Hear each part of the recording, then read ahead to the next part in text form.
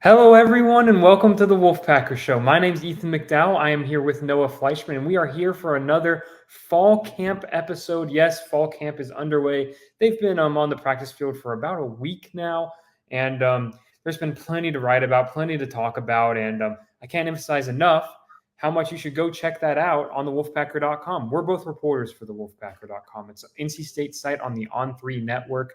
Whether you're looking for team news, intel, our write-ups from these press conferences and everything we're hearing behind the scenes, it's all on the Wolfpacker.com right now. We talk a lot about all of that stuff on our podcasts, but we get way more in depth about it on the website. I really urge you all to go check it out and go give the Wolfpacker.com a try. Today, really exciting episode. Eric Mac Lain from the ACC Network is here. He was in Raleigh last week. They got to watch a practice and talk to a bunch of folks around the program, and just a really cool conversation with Eric. Kind of gave us some insight into what he saw, his expectations for the Wolfpack this year. I mean, for all of you that have been listening to our podcast all summer, Noah and I have been debating every position group, every storyline to do with NC State football for months at this point. It was nice to get someone else's perspective, someone else's viewpoint in there. So we're going to get to hit our conversation with him in just a minute. I do want to say a quick thank you to our sponsor, Game Time.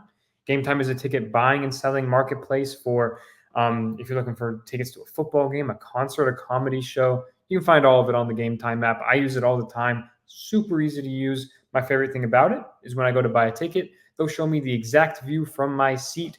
I'll show it on the screen for you guys watching on YouTube. You can see I have it pulled up on my phone. These are tickets to NC State's game against Western Carolina. Right now, the cheapest one is $32. I think that's actually up from the last time we did this show. So ticket prices are going up, so you might want to go look at it. Go use the Game Time app, or you can pull it up in your web browser at gametime.co. And when you do that and you go to checkout, use code Wolfpack, and that's all caps Wolfpack, and you'll get $20 off your first purchase. Again, it's the Game Time app, available on any app store, and you can also find it on your web browser at gametime.co. All right, Noah, let's get to our conversation with Eric Mac Lain.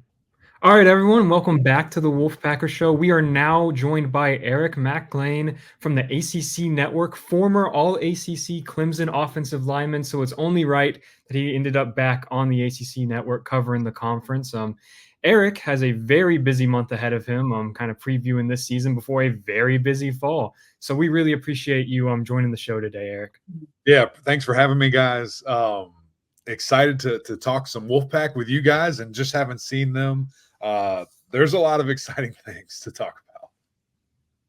Awesome. Well, yeah, first I wanted to ask, you're on this ACC travel tour. I know it looks like y'all have split up the crew a little bit to cover the new West Coast expansion teams, but it's always such a fun program to watch this time of year as y'all go to all the different schools and put together a preview. What's this month? How has this month been for you so far? Yeah, it's a whirlwind, right? Traveling like crazy, but it's good. It's good. Everybody's undefeated right now. Everybody's excited.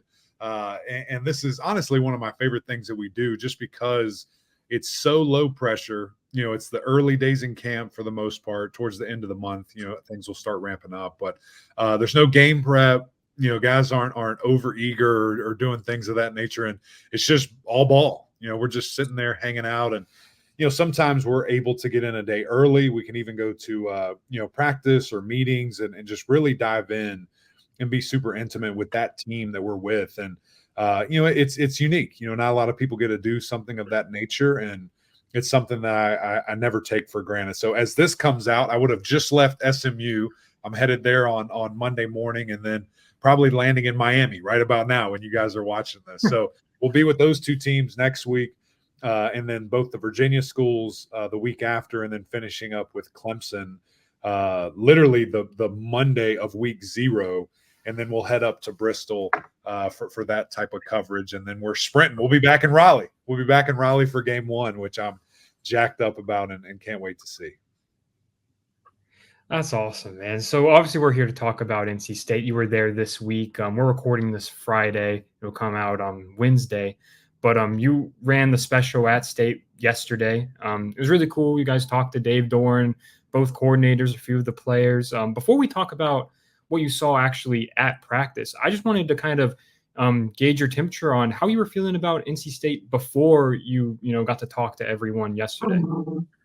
Great question. I was really high on them just because of the, acquisitions that NC State was able to make this offseason. That the portal was very good to NC State, and shout out to that staff for acquiring that talent and going out and getting some just really amazing pieces. But you just don't know. I mean, we had very high expectations because of who they were. I mean, established guys that had executed at a very high level, a handful of older guys that had done really well. So I had kind of this picture in my head of what I thought it would look like. And, really I've had NC State, kind of in the 3-4 spot. And when you look at the ACC and the rankings and where you think people are preseason. So, they've been there. I've been very high on the Pack, and especially when you have, that favorable schedule that you do, and kind of, resembles Louisville of a year ago. And we saw how they were able to take advantage of that schedule and get to an ACC championship game. So that's kind of where my head was before. And then when I saw it in person, it just solidifies all of that and maybe even takes it up a notch. It's going to be interesting once this whole tour is done. I will have seen 3 of my top 4, Florida State being the only one that I won't see kind of in person until game week. We'll be there week 1 for them Monday night. So obviously that's a little forward facing, but was jacked up with what I saw from NC State this past week. Yeah, you talk about the transfer portal and what they were able to bring in. The offense got kind of retooled around Kevin Concepcion and an offensive line that's pretty veteran. What were your impressions of Grayson McCall and Noah Rogers, some of the guys they brought in through the portal? Yeah, well, I'll start with QB, just because Grayson he's one of those guys. Funny enough, I called one of his first kind of coming out moments. I believe it was his freshman year against Louisiana. And he had a walk-off drive game winner, against those guys down in Louisiana. Just seeing it in person, I'm like, who the heck is this kid? Who's this guy that just orchestrated this amazing game? And I think they were underdogs by 1 or 2 scores that game. And so it was a big deal, that happened.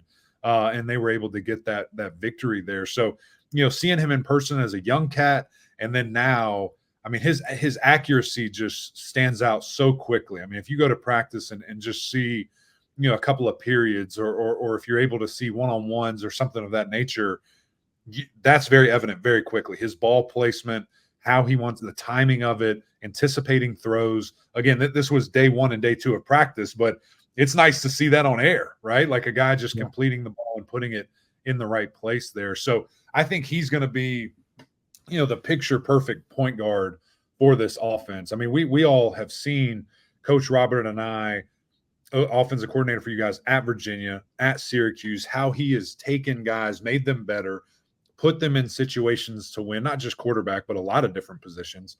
And I think that Grayson's the perfect fit for that. When you can see the uniqueness and the ability and the opportunity to distribute the ball accordingly. He's going to do that. And the fact that he has all these weapons, my gosh. And this is what I've taken away is NC State might have the best receiving core, at least right now, preseason. We'll see what happens in the year. But going into it, man, I feel unbelievably excited about those guys. And it obviously starts with KC and, just the weapon that he is and the versatility that he has.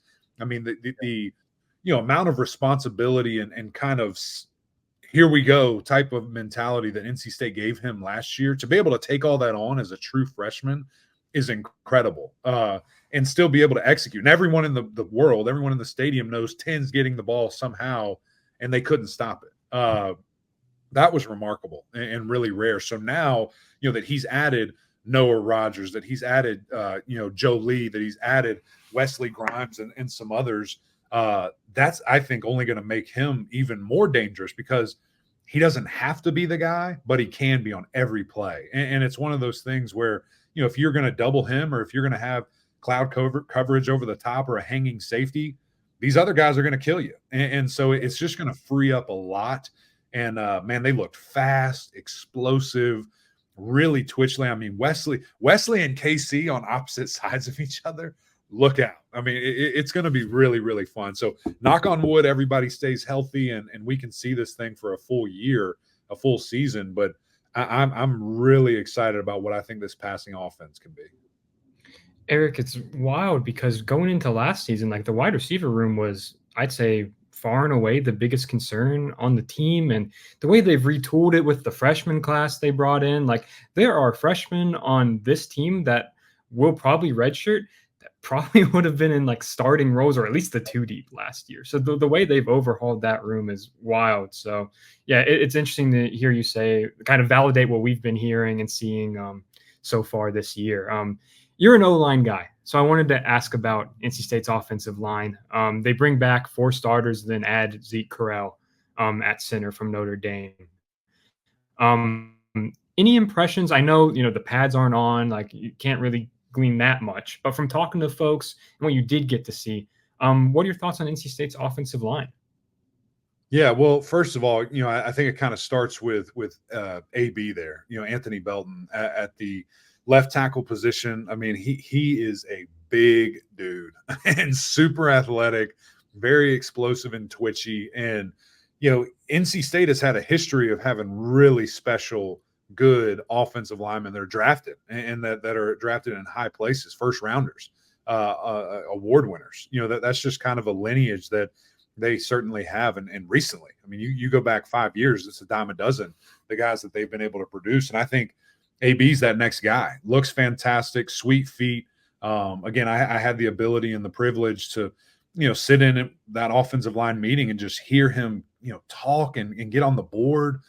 Just a really smart dude that, physically it all matches up, kind of on the field there. Zeke is a guy that, he was described as the bell cow. He's going to be the guy that makes everything run. Again, when you talk about cerebral, good looking, I mean, just thick dude that I think is going to be an instant upgrade, at the position and be a really strong, kind of suit there for you guys. And then, you look at other guys like, McKay, you look at guys, like Matt McCabe, guys that are just stepping up, that are going to be playing really meaningful, starting minute roles, it looks like.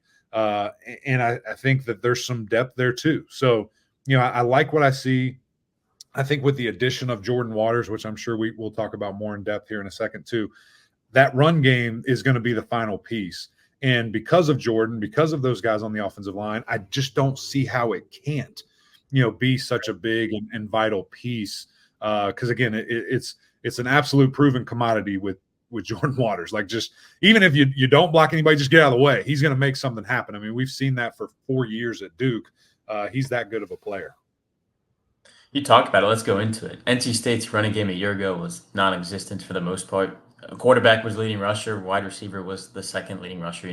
Obviously Jordan Waters can do his thing.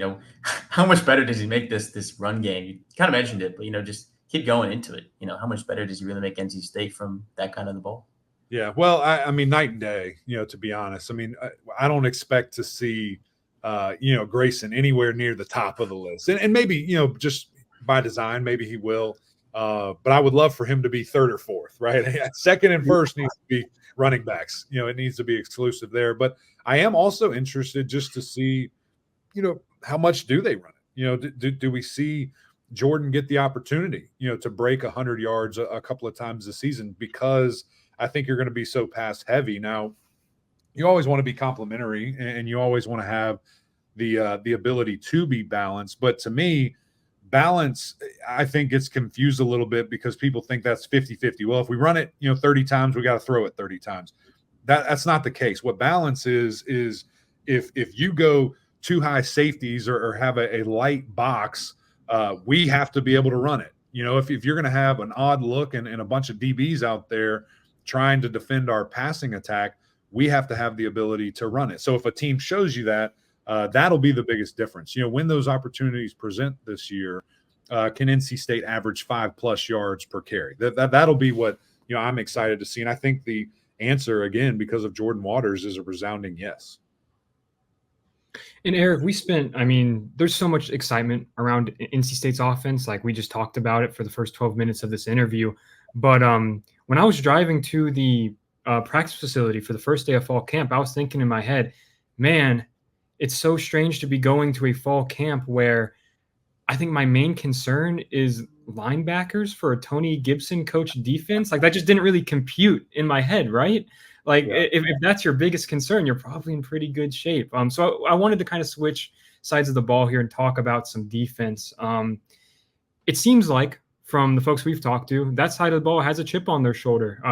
Everyone kind of nationally, it seems like, is kind of expecting them to take a big step back after losing, Peyton Wilson and, Shaheem Battle, Jalen Scott, Savion Jackson, all those guys. Did it seem like that to you from the folks you got to talk to? Did it seem like they had a little bit of an edge about them?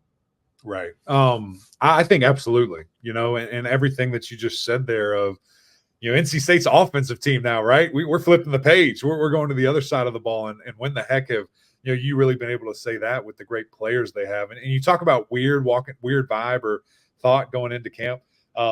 It was weird for me not to see 11 out there for the past 6 years. We've gone to this or 5 years, whatever it's been, and I've seen that guy.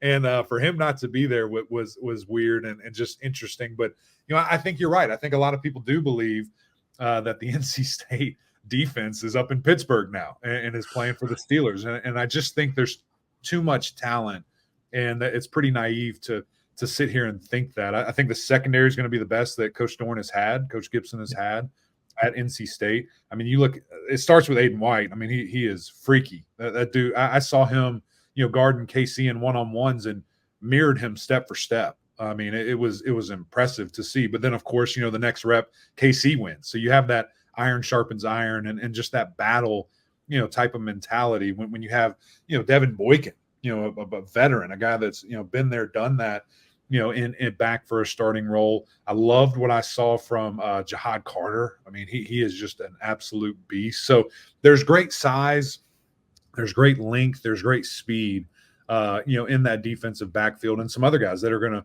really rotate in and make sure that things kind of happen there. Linebacker, I think it's like you said, when you lose the best in the country, it's hard, right? It's just like, well, who's going to fill in this void? But, everything that I've seen from Cade is that he's ready, to call the defense. He's ready for his shot. It's his turn now. And, Sean Brown, I mean, that dude is freaky. I mean, he's super fast, long arms, obviously is comfortable being the aggressor. Talking with a couple of the coaches, they think he's a better blitzer than they've had in a while, just with timing and maybe, being able to disguise and things of that nature. So, I don't really have, any concerns other than it's not Peyton. Peyton's not there, but guys are going to step up. And then, the defensive line led by Davin Vann. So, I still think this is a top 5 defense, and who knows where they can go because, like you said, chip on the shoulder. I think Tony Gibson's a little pissed that people are doubting him. And he's one of the best in the country. So he's going to find a way to make these guys ultra competitive and, like always, hard to prepare for. So we've talked about the offense, pass every team apparently. Talk about the defense. Now, you can pick one guy who could be the X factor for this team this year, from what you've seen, a couple of days of practice and talking with guys. I think offensively, X factor to me is like, is it a little bit not the superstar, not the big expectation, which it's hard because a lot of these transfers we've talked about so much. But, Mark Herzlich and I were talking a bunch about this. We both think that Justin Jolie can be that. I mean, if you think back to, Coach Anai's offenses at Virginia with Keaton Thompson, with Jelani Woods kind of being this, hybrid tight end weapon that they move around, put a lot of different places, try to get that mismatch nightmare. He didn't have that last year. I guess we could get KC that, but obviously being a smaller guy, it kind of limits what you can do in regards to where you put him. I think Jolie can absolutely be that. Versatile dude, big dude. I mean, he's looks 6'4", 245-ish, can move extremely well. So I think he's kind of the piece that can really unlock and take this offense to just crazy heights because we just forget about tight ends, right? I mean, especially when you have the amount of speed, and explosiveness as NC State's going to have on the outside this year. People need to remember that little 15 there lined up in a bunch of different places. So I think that's the answer offensively. there. And then defensively, it probably is going to be Sean Brown. And, if that's X factor or, main point of emphasis, whatever you want to call it, he's got to be the guy because he's filling some really big shoes and, going to have some great opportunity to be an absolute game breaker. Yeah, there's a ton of excitement internally right now about both of those guys. So looking forward to seeing what they can do this fall. Eric, to wrap up here, one more big picture question for you. After coming out of this trip, would you say your expectations are different for NC State, or were they about the same as what you thought about them coming in? I think, I think it just confirmed it, because it's one of those things where, you get overexcited and you look on paper and you're like, yeah, okay, this should be. And then you go and see it and, okay, it didn't really look what I thought. These guys did. They confirmed everything that I thought and hoped. So I think no question the goal is ACC championship. And what that means is, of course, a playoff as well. I think the fact that NC State is embracing that they know that is a good thing. I mean, they know they should be good. They know that they should win, 10 games and take advantage of, this window because it's rare, right? It's rare for all these different kind of stars to align with roster personnel, schedule, and opportunity. When all three of those line up and meet, man, you just got to go and do it. So I can't wait to see it. We're going to know really early. We'll know by October 1 who this team is and how good they can be just with having Tennessee week 2 and Clemson week 4. And I can't wait. I can't wait to see it, man. Awesome. Well, Eric, thanks again for joining the show today. We really appreciate your insight and, good luck with the rest of the travel schedule. And we'll probably see you, I guess, later this month. That's right. Week 1, baby. We'll be back. Thank y'all for having me and good luck this year. It's going to be fun. Thanks, Eric. All right, folks, I hope you enjoyed our conversation with Eric. I thought it was really cool just to get his perspective, his inside look at fall camp so far. We, as you can tell if you're watching on YouTube, these were separate recordings. We recorded that interview last Friday. And so there's been, the 5 days since then, that's an eternity in fall camp time. Noah and I have gotten to talk to, Dave Doran, a few of the players, and Robert and I since then. So we have some stuff to talk about, Noah. Just wanted to get your thoughts on, I'm going to throw to you just the most interesting thing that you've kind of heard from these press conferences. What are you hearing around, the fall camp at NC State? It's exciting, right? People are obviously excited for this season at NC State. High expectations, a lot of talent on the offense especially. And one guy that keeps getting brought up this week is Keenan Jackson, freshman receiver from Weddington High School. He's a 3-star recruit, former North Carolina commit. NC State flipped him right before signing day and signed him. He stood out. Robert and I brought him up first, really saying that he stepped up to the plate with some injuries. Some guys banged up. I don't think it's anything too serious in the wide receiver room, but saying he stepped up and went and got it. And then Dave Doran, who doesn't bring guys' names up unless he really wants to talk about you, also brought him up saying he's been consistent. So freshman wide receiver in that room, turning heads, says a lot about what he's doing on the field right now, if he can make an impact behind the amount of talent that he's currently trying to work his way through right now.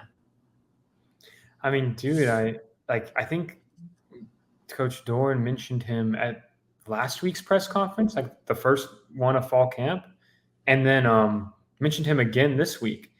There aren't many players that get mentioned 2 weeks in a row in Coach Doran press conferences in the off season. So the fact that Dave was bringing him up so frequently, that's noteworthy. That is it's not just him talking. That there is purpose behind that. And it backs up what I've been hearing kind of behind the scenes. It sounds like he's off to a great start at camp.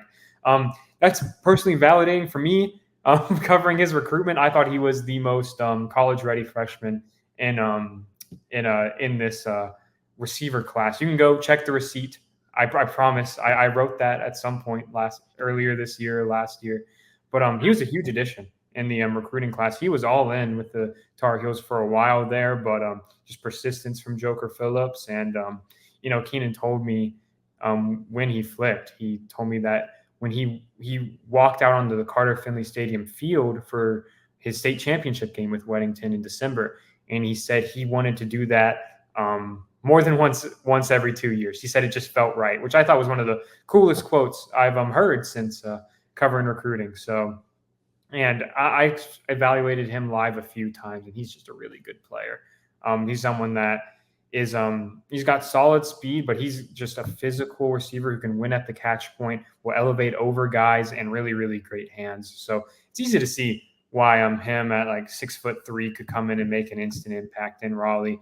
I had previously had him penciled down for a red shirt, but I don't know. Hey, maybe we see him get on the field some this fall. That could be really interesting. All right. Well, that's pretty much it for our show today, folks. Really appreciate you all tuning in and watching our interview with Eric. And we'll be back next week. We'll keep talking fall camp. It's almost time to start previewing Western Carolina. So we're going to talk more season preview stuff and maybe answer some lingering questions that we're continuing to hear more and more info about as we get deeper in the fall camp, because first scrimmage is tomorrow. So that's exciting. We won't get access to that, but we'll still talk about it based on what we're hearing after the inter squad competition there. But all right, we'll see you all next week. And thanks for watching the Wolfpacker Show.